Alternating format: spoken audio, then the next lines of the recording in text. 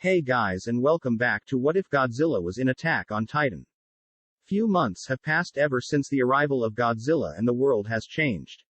The Titans have not been seen and humanity is slowly growing, but some changes as great as this always comes with a dark part. Now, with the short introduction out of the way, let's begin this What If. Meanwhile, the deeper the shifters traveled into the forest, the harder it became to navigate. Structures identical to the ones back at the base became more and more commonplace as they went further. Not to mention, there was a small bit of fog covering the ground they walked on. Emer became confused at all of this. None of these things were here when they arrived. They must have gone through this area at least a few dozen times before, but none of this was ever here. As if to make matters worse, the ground began to shake again. Emer and Reiner braced themselves for what was about to happen. Reiner and Emer stood ready as the ground shook. With a sudden jolt of power, what looked like a giant tree root jetted out of the soil. They looked closer at it, realizing that this root had joints to it. The thing in the ground pulled on the surface, revealing its true nature as it climbed out. There was no root or vine at all. Instead, it was a leg to a massive spider. The black and yellow monstrosity towered over them with a glare in its multiple eyes. What the hell? Reiner said in confusion. The behemoth arachnid, who would be named Kumunga in another world, lashed at the tiny shifters, missing them by a hair. Time to quit hiding, Reiner shouted, let's make this a fair fight. He took out the tiny blade in his ring, ready to turn. But something unusual happened. It actually hurt him this time. Instead of shifting, he bled out. A shock went down his spine as he watched the blood trickle down his hand. Why wasn't he turning into the armored titan? Had he lost the ability somehow? What was going on? While Reiner was still dazed by this discovery, Emer dove in, pushing him away from the gigantic fangs launching towards him. Finally shaken, he pulled out his blades. Perhaps it was time to fight with his old tools. Sure, he was almost a year out of practice with the 3D gear, but he was still one of the best in training. It wouldn't fail him now. He released a jet of steam, flying off towards the giant spider. Kumunga saw him coming and leapt to the right. The spider then leapt back, launching towards the two again. Both shifters bolted in opposite directions to avoid the attack. The two then ran amongst the trees, circling their opponent to see what kind of weakness they could exploit. Kumunga timed his next move carefully as they circled. Once the time was right, the spider released a torrent of silk webbing at Reiner, entangling him to the tree. Cocooned to the tree, he couldn't move his arm to reach the blades by his feet. All he could do was listen to the clicking sounds of the spider. As the arachnid came closer to the incapacitated shifter, Emer ran towards him. She lifted herself into the air, posed to strike, and jammed her sword into Kumunga's eye. The spider groaned in pain as it tried to shake the tiny human off its head. She leapt into the air again, taking out another one of the monster's multiple eyes. She jumped down to the ground ready to take the next strike. Kumunga had enough and decided to flee.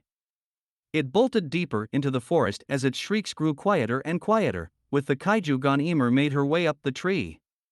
She slashed at the thick webbing with all her might. Thanks to the size of the creature, it was like cutting through 1,000 ropes at once. Finally, she got him free. Due to a combination of accelerated heartbeat and lack of air, Reiner was out cold. All she could do now was sit beside him on that branch and wait for him to wake up. Right now, both of them were easy targets. The next morning, the members of the Survey Corps had made their way to the entrance of the forest. Earlier, they had witnessed Monroe and 30% of the town's citizens make an exodus from the area. Aaron let that image stay in his mind, keeping it as a reason to keep his eyes on the mission, slay the monsters lurking here so this never happens again.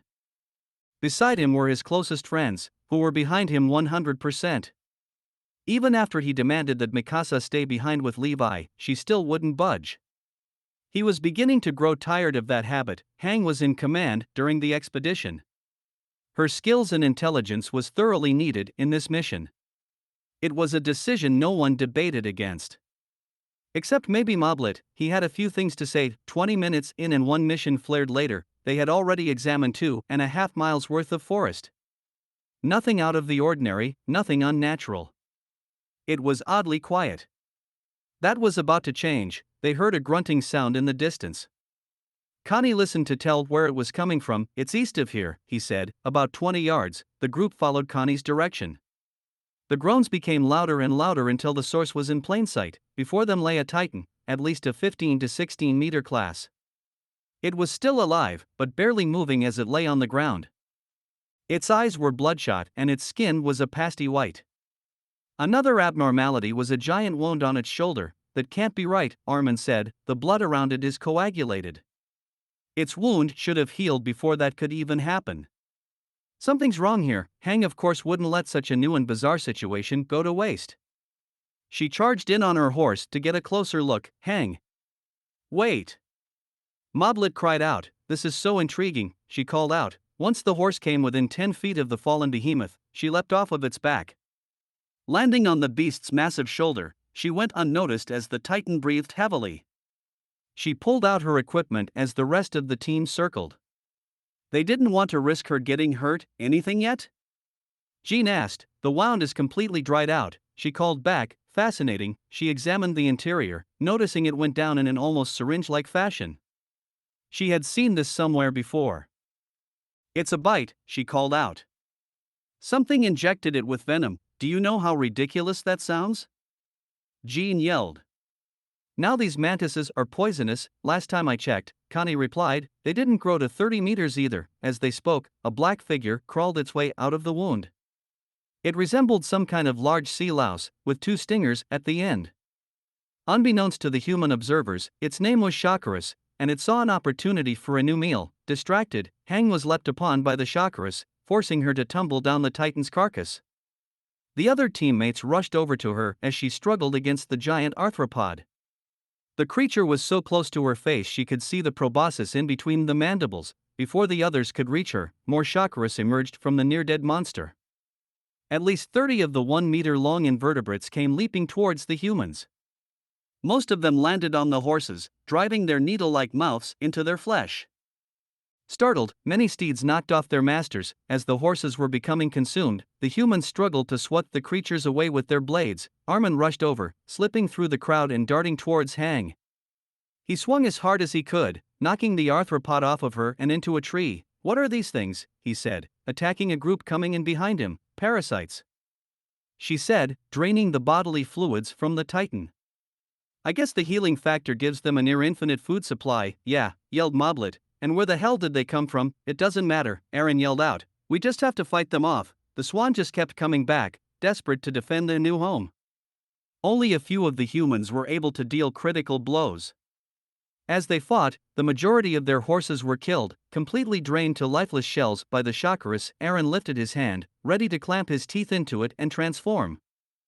Not yet, Aaron, Mikasa called out. We need to save it 4-. Her explanation was cut short due to a sneak attack from a Chakarus. It latched itself onto her neck. Mikasa. Aaron yelled, charging his way to her. He swatted away any Chakarus that came in his path. He took hold of the parasite and yanked it off of her. He began to beat the helpless creature on the trunk of the nearest tree. Over and over, he beat it against the bark like a dirty rug. Even with the creature's blood spilling all over, he continually beat the Chakarus. No one attacks his family. No one. He may have even beat the thing all night if it weren't for the gigantic thud. It echoed through the trees, like a tussle between giants was coming closer. This caught the Chakarus's attention. The swarm then began to retreat. Returning to the still-breathing titan, they disappeared from sight. The ground shook slightly while they scurried into the monster's flesh. Now what? Jean cried out. The answer came about 20 feet away from them in the form of a large round object hurtling east of them. It was stopped by a gigantic sickle-like appendage. It was another Kamakura's. A second later, an entire group of them emerged from the forest, intent on feeding on the round object. Remember what Armin told you all, Connie called out. Let's go. The pack of humans leapt into the air, ready to strike. Thanks to the thick forest trees, they had more objects to grapple onto. They had the advantage here. The humans went unnoticed as the giant mantises were trying to break into whatever it was they caught. Hang caught one's attention by twirling in air in its face. She then sprang with a jet of steam propelling her into the insect's eye. Connie and Armin circled around, gaining the best viewpoint. Once they were in position, they dodged an attack from a claw and jolted in, slashing 2 of the monster's legs. Like a swarm of vicious mosquitoes, the Survey Corps dodged and attacked the gigantic invertebrates, taking a few of them down right off the bat. Meanwhile, feeling dazed, Reiner awoke beside Emer. He felt like he was hit by a 2x4 in the back of his head. What happened?" he asked. "That spider tangled you up," she said. "You passed out while I took care of it. I can't believe how come you are right now." Reiner said. "In case you hadn't noticed, I drew blood and I'm still human. Stay focused," she answered. "We have a dash, don't you understand?" he yelled, grabbing onto her. "If I can't change into the armored titan, then our mission is lost. Not to mention, we're sitting ducks out here without it."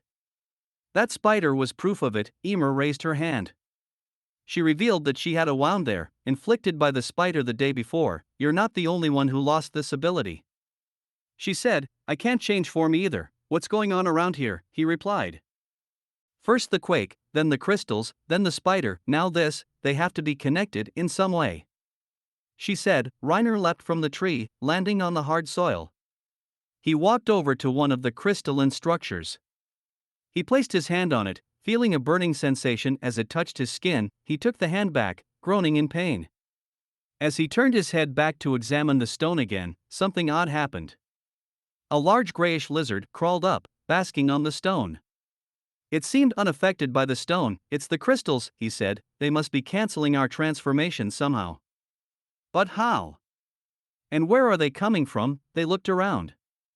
They noticed that the deeper into the forest they went, the larger the crystal masses became. But that's not what caught Reiner's eyes. In the distance, behind the fog, a glowing pair of eyes watched the two shifters. Standing over 100 feet tall, the humanoid figure hunched over to get a good look. "Hey!"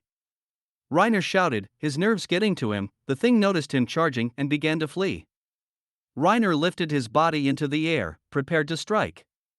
But before he could get close enough, the thing had vanished. Gasping for breath, he landed on the ground, completely confused. What was going on in this place? Meanwhile, all but one of the mantises fell before the might of the Survey Corps.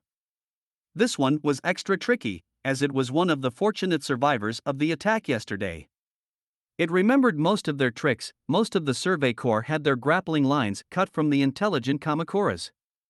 All seemed lost. Fortunately, while the others distracted it, Armin, Sasha and Hang ran up the creature's back. They struck, jabbing their blades into the wing joints. The monster's reaction to pain gave just enough time for the other members to strike. Jean and Moblet attacked the arms, slicing them at the joints. Mikasa and Connie took on the legs, rendering them severed on the forest floor. The limbless torso rolled on the ground, completely helpless. Eren walked up to the creature's head, jamming his blade right between the eyes.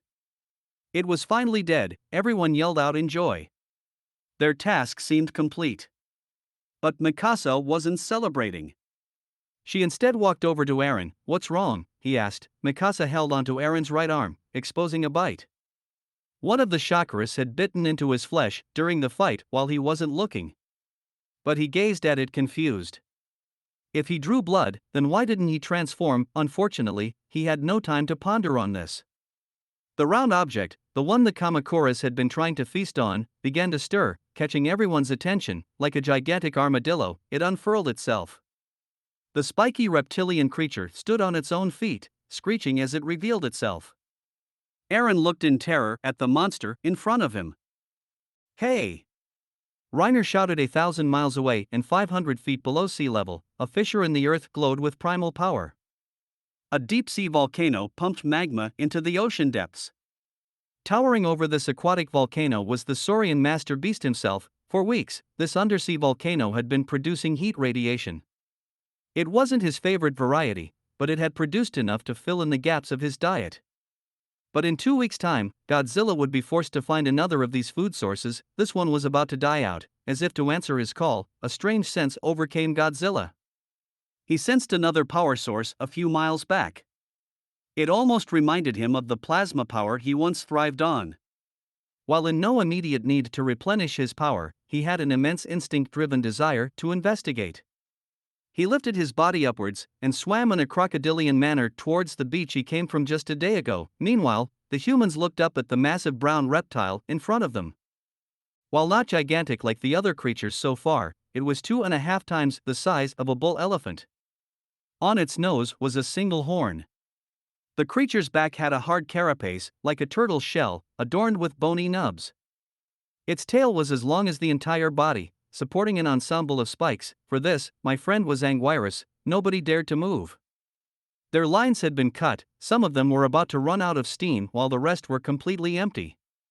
Their only hope now was to avoid agitating this colossal beast. Stay still everyone, Mobolt cried out. It might just leave if we don't do anything. The behemoth watched the humans, its eyes large and wide like a child's. In fact, the way it watched them was almost like a kitten seeing a mouse for the first time. It opened its jaws, letting out a sound like a donkey's bellow mixed with a honk. It flared its nostrils, catching their scent. It stopped, something caught his nose. He turned to face Sasha. He seemed fixated on her, leaning down in what looked like a pouncing position. It looked like it was about to strike. The creature slowly inched over to Sasha, who tried to activate her gear. As it got closer, she realized it was no use. Her tank was completely empty and her lines were too badly damaged. She was trapped, about to be pinned between a tree and a giant monster. Aaron couldn't stand idly by anymore. He wasn't going to allow another teammate to die out here. Attack, yelled Aaron, attack before it's too late. With the last bit of gas he had, he launched onto the reptile's back, attacking with all his might. Mikasa, Connie, and Armin joined in, sacrificing their gear in order to stop this beast.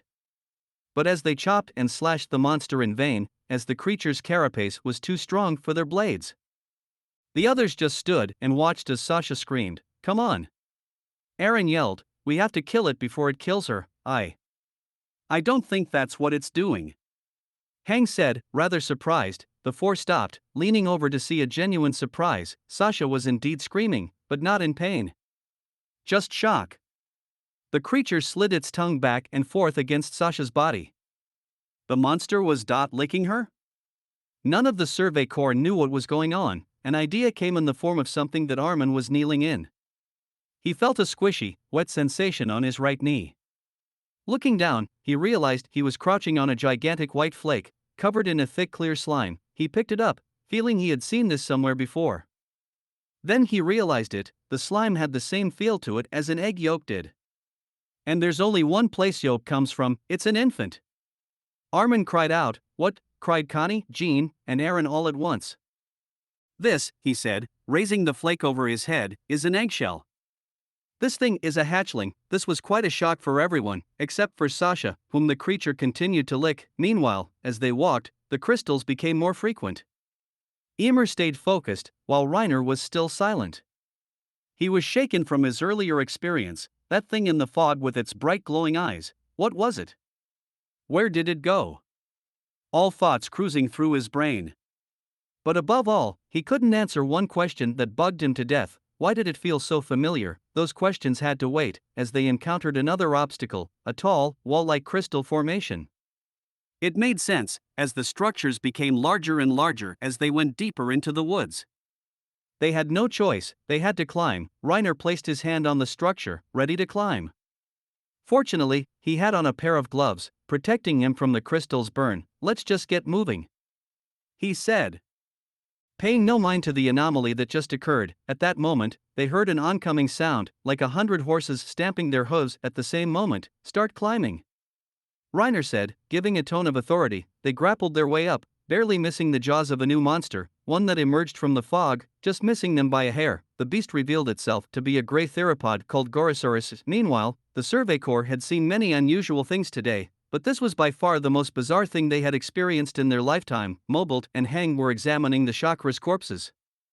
Armin examined the creature's behavior as it chased Sasha, with Jean and Connie supervising.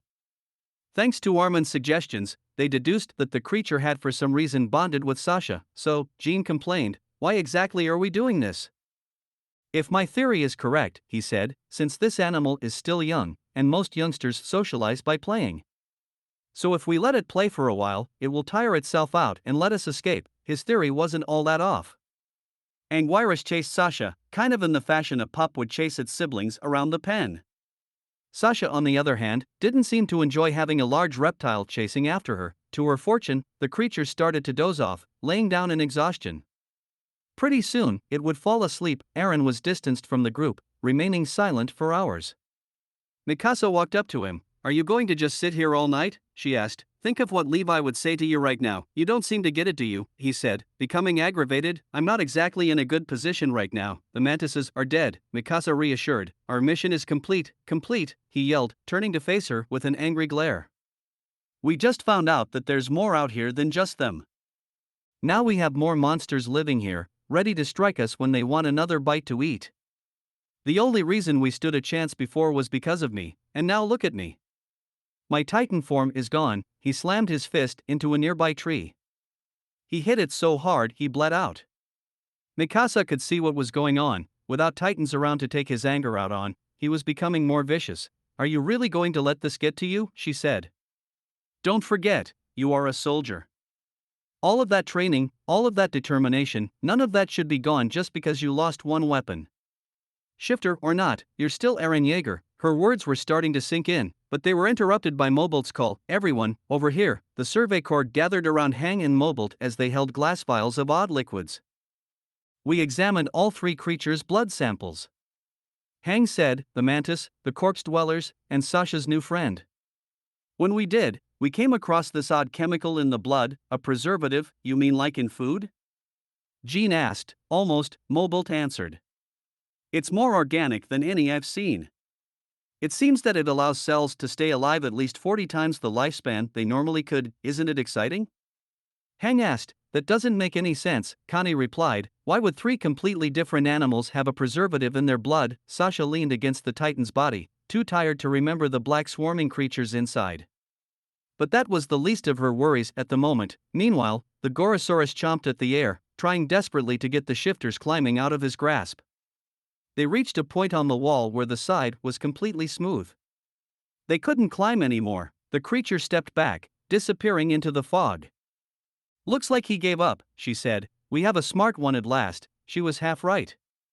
The creature was indeed smart, but it didn't give up. It backed up, studied its distance, and ran forward.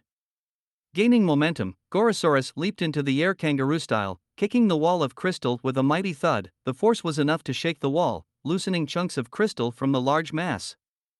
It repeated the process, shaking the wall as it struck again and again. Use the grapplers. Reiner yelled.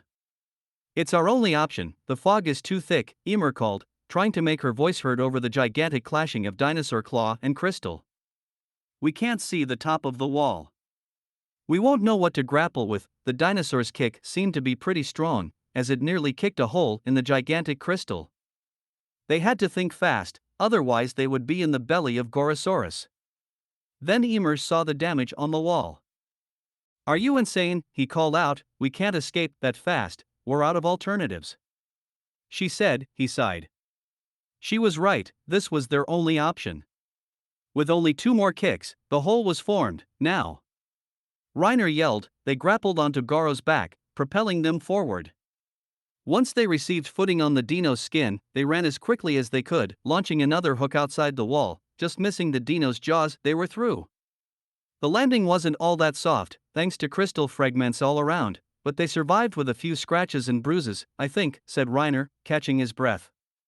I think we lost him. They heard another sound, like 2 stones grinding on each other.